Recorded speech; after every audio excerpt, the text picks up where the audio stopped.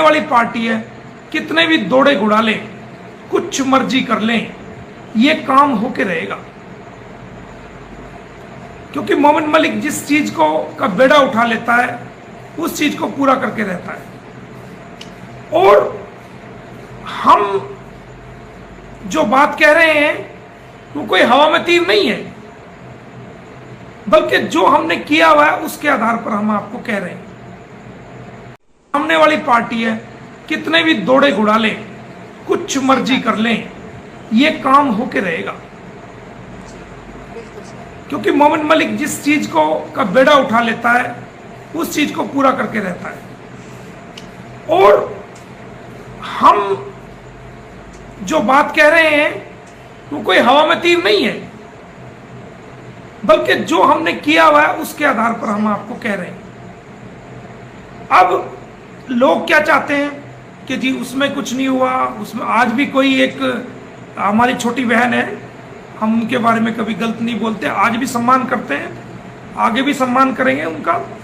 एक हमारी कोई छोटी बहन है, वो ब्लैक बोर्ड लेकर के समझा रही थी लोगों को कैसे हुआ, कहाँ हुआ, कैसे हुआ, और इसमें कुछ नहीं हो सकता, ये नहीं हो सकता।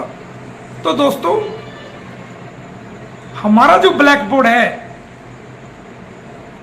वो हमारा ब्लैक बोर्ड कभी का भर चुका। सही बात है। हम अपने ब्लैक बोर्ड पर कानूनी कार्रवाई को अच्छी तरह कर चुके, समझा चुके, लेकिन वो दुनिया को जब बताएंगे जब गुलाम हैदर भारत की जमीन पर आ जाएगा। क्योंकि हमारा मकसद पब्लिसिटी लेना नहीं है। अगर मैं चाहूं तो पहले सारे चैनल्स, जितने भी बड़े बड़े चैनल्स हैं, सारे रिपोर्टर्स को इकट्ठा करके प्रेस वार्ता करके सबको ऑर्डर दिखा सकता हूं, हाहाकार मच जाएगा एक सेकंड में। यूट्यूब पे भी दे सकता हूं, अखबार में भी दे सकता हूं, इन सभी लोगों को इकट्ठा करके बता सकता हूं। लेकिन मेरी पब्लिसिटी से 100 गुना ज्यादा बेहतर है कि एक अभागे बाप को उसके बच्चे मिल जाएं। ये मेरा मकसद कोई पब्लिसिटी, अखबार, टीवी या खबरें बनना नहीं है। मेरा मकसद तो गुलाम हैदर के बच्चों को गुलाम हैदर तक मिलवाने का मकसद है, जो मैंने तमाम ऑर्डर उसके करवाए हुए हैं। जल्दी गुलाम हैदर सितंबर के शुरू में या अगस्त के लास्ट तक भारत में आएगा, और सितंबर में तो हर हाल में हम उसको लेके आएंगे। अगर नहीं मिला वीजा, कोई दिक्कत हुई तो मैं स्वयं जाऊंगा और लेके आऊंगा और उसको कोर्ट में पेश करेंगे। हम अपनी दलील रखेंगे, गुलाम हैदर की बात को भी ऑनरेबल जज साहब के सामने रखा जाएगा। और एक चीज और, जो ये झूठा शादी का जो आडंबर दिखाया गया, झूठी शादी जो दिखाएगी, नेपाल में की थी जी, हम तो यहाँ एनिवर्सरी मना रहे हैं, फला कर रहे हैं। शादी की एनिवर्सरी में कभी भी फेरे नहीं होते, कभी भी नहीं होते। ये सब दुनिया को बहकाना बनाने के लिए, बेवकूफ बनाने के लिए, कानून की नजरों में धूल को बताना चाहता है कि ये कोर्ट से एक दिन ये शादी भी नल एंड वाइड डिक्लेयर होगी, और कोर्ट से ये मैं ये साबित कर दूंगा अपनी दलीलें रखने के बाद कि कोई तलाक गुलाम हैदर ने सीमा हैदर को नहीं दिया, और बिना तलाक लिए ही ये झूठी फर्जी वादा करके वो शादी दिखाई गई, और फर्जी एफिडेविट सूरजपुर कोर्ट में, फर्जी एफिडेविट जेवर कोर्ट में दिए गए, और फर्जी एफिडेविट देने की एवज में इनके खिलाफ 2 नई एफआईआर दर्ज होंगी। वो सभी आप देख लेना। और जो हमारी लड़ाई है, हमारी लड़ाई क्या है? हमारी लड़ाई सीमा हैदर की लड़ाई नहीं है कि हम सीमा हैदर को लेना चाहते हैं। नो, सीमा हैदर आज गिरती कल कुएं में गिरे, आज गिरती कल जो है कूड़े के ढेर पे गिरे, या जेल में जाए, या जो मर्जी इसका हो, हमें उस बात से कोई लेना देना नहीं। हमने इसको जेल करानी है, एक बार इसको जेल जरूर कराएंगे, सजा कराएंगे। उसके बाद इसका राइट जो है वो सरकार को है कि सरकार इसको रखे या भेजे या क्या करे। हम सीमा को लेना चाहते ही नहीं, हमारा सीमा पे कोई क्लेम है ही नहीं। हमारा क्लेम तो गुलाम हैदर के चारों बच्चों को, गुलाम हैदर को दिलवाना हमारा सबसे बड़ा क्लेम है, हमारी सबसे बड़ी लड़ाई है।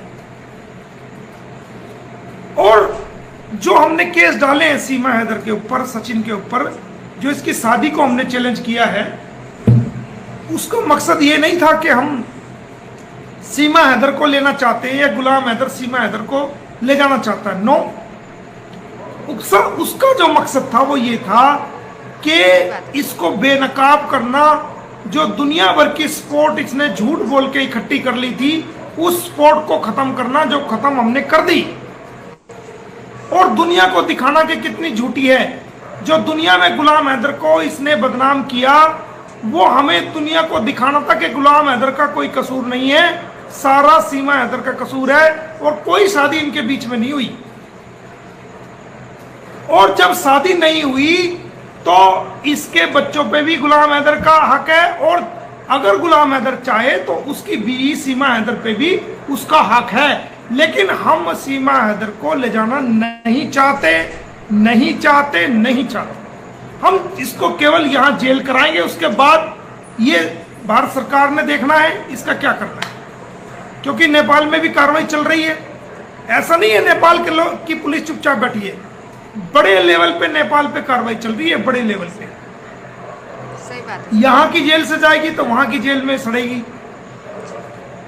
हमारा जो मेन मकसद है वो बच्चों का लेना है, जिसके लिए हमने प्रयास किए हैं, और हमारे प्रयास जो है वो कामयाब हो चुके हैं। अब जो वेट हम कर रहे हैं, सिर्फ गुलाम हैदर के भारत में आने की वेट कर रहे हैं। बाकी जितने मुकदमे बनते थे पॉइंट पॉइंट पे, वो सारे मुकदमे मैं डाल चुका हूं। सभी में केसेस, सभी में जो है वो तारीखें लगी हुई है, जैसे जैसे हमारी गवाही की लगी हुई है। हम सारी, इस बार भी गवाही हमें करानी थी, लेकिन कांवड़िया यात्रा की वजह से पुलिस वालों की गवाही नहीं हो सकी, जो कि आइंदा तारीख लगी हुई है, उनमें हम गवाही कराएंगे। हमने सारी कार्रवाई करी हुई है, जितनी भी बन सकती थी हमने की है। जिस कानून की धज्जियां उड़ाई गई, उसी कानून के खिलाफ जो धज्जियां उड़ाई गई, हमने उसी के एवज में उतनी ही कार्रवाई की है। तो दोस्तों, आप किसी को भी जो इस मुहिम से जुड़े हुए लोग हैं, चाहे वो भारत के लोग हैं, चाहे वो पड़ोसी मुल्क के पाकिस्तान के लोग हैं, या दुनिया के कहीं के भी लोग हैं, किसी को भी परेशान होने की जरूरत नहीं, किसी को चिंता करने की जरूरत नहीं, और किसी को सोच करने की जरूरत नहीं। मोमिन मलिक ने अपना कानूनी कार्य सारा करके रखा हुआ है। अब तारीखें चल रही है, वो चलती रहेंगी। जैसे गुलाम हैदर आएगा, हम उसके बच्चों को उसको दिलवाएंगे। ये बात हम पहले भी कह चुके हैं, आज भी कह रहे हैं, और जब दिलवाएंगे उस वक्त भी आप खुद देख लेना, हाँ जो कहा था वो हो गया। अब एक कोई है, वो लोगों को गुमराह कर रहे हैं कि जी कैसे बच्चे दिलाएंगे, ये करेंगे। अरे भाई, तुम देखते जाओ ना कैसे दिलाएंगे, जैसे सारी दुनिया देख रही है, आप भी देखो। तो ये कार्य हम कर चुके हैं। किसी भी कीमत पे, चाहे कोई धुंधर वकील आ जाओ, कुछ भी हो जाओ, उससे हमें कोई फर्क पड़ने वाला नहीं है। गुलाम हैदर के बच्चे उनको मिलेंगे। सारे भारत की जनता, कुछ लोग हैं जो ऐसे उनके सपोर्टर हैं, उनको छोड़ करके सारा भारत चाहता है, सारी दुनिया चाहती है कि एक बाप को उसके बच्चे मिले। सारी दुनिया उसके लिए दुआ कर रही है, सारी दुनिया जो है वो अरदास कर रही है, प्रार्थना कर रही है। तो वो इतने लोगों की अरदास, इतने लोगों की दुआएं कभी रद्द नहीं होंगी। अंसार बन्नी ट्रस्ट का नंबर दिया है, एडवोकेट कुरातुल्लैन का नंबर हमने दिया है, अंसार बन्नी साहब का नंबर हमने दिया है। तो उसके अंदर जो है आपको कॉल हाई कमीशन से आ सकती है। तो आपको कॉल अगर आए तो आप उसको अटेंड करें, और फौरन से अगर वो बुलाएं तो अपने तमाम कागजात लेकर हाई कमीशन ऑफ इंडिया आपको जाना है, क्योंकि 1 तारीख से पहले पहले ये आपको, हम उम्मीद कर रहे हैं कि आपको वीजा मिलेगा ईद तक, 1 तारीख से पहले। और अगर फिर भी कोई कमी रहती है तो मोमिन मलिक खुद ईद के बाद पाकिस्तान आ रहा है, इस्लामाबाद, आपको लेने के लिए। ये आपको बता रहा हूं, मैं खुद आ रहा हूं इस्लामाबाद 1 तारीख तक का वेट है कि अगर आपको वीजा आसानी से मिल जाता है, क्योंकि दिल्ली से जो ऑर्डर जाने हैं वो वहां पर पहुंचने हैं। अगर आपको वीजा मिलने में दिक्कत, कोई परेशानी होती है, किसी प्रकार की दिक्कत आती है, तो मोमिन मलिक खुद आ रहा है पाकिस्तान, 1 तारीख के बाद आ रहा है, और खुद अपने हाथ से वीजा लगवा के अपने हाथ से अपने साथ लेके आएगा आपको। ये आपको वादा कर रहा है ये। लेकिन उसके लिए आपको धैर्य रखना पड़ेगा, पेशेंस बना के रखना पड़ेगा। और जी सर।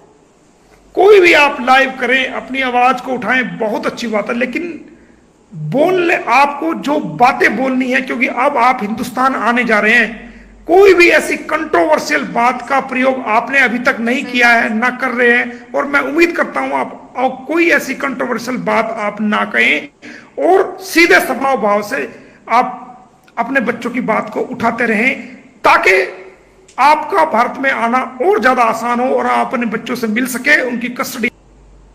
मैंने जो केस फाइल किया गौतम बुद्ध नगर के अंदर, जो इन्होंने अपने आप को कहा कि हमने शादी कर ली, उस मैरिज को जो मैंने चैलेंज किया गुलाम हैदर की तरफ से, मैंने ऑलरेडी, मुझे पता था कि ये गंदा प्लान ये रचेंगे और ये करेंगे, इनकी सोच को मैं पहले से जानता था।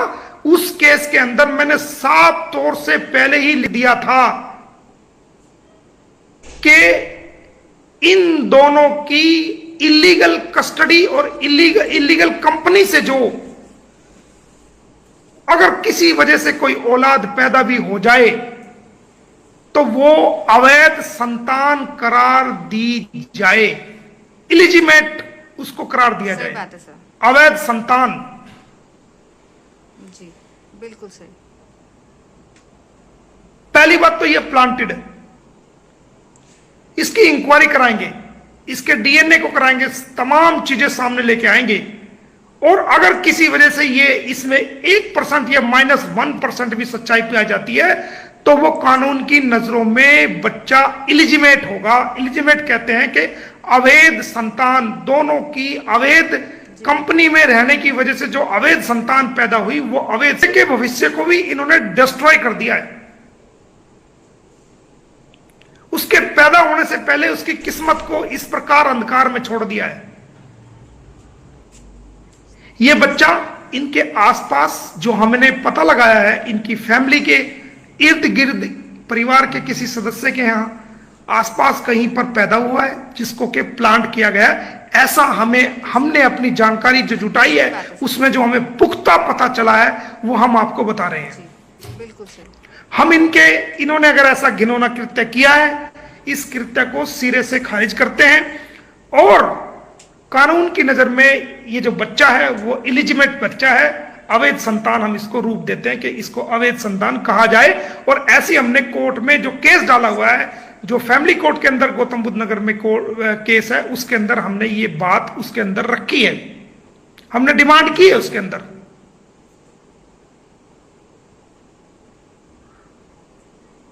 और वो लाइन मैं कम्युनिटी पे लगा सकता हूं, कोई लेना चाहे तो उसको मैं फॉरवर्ड भी कर सकता हूं।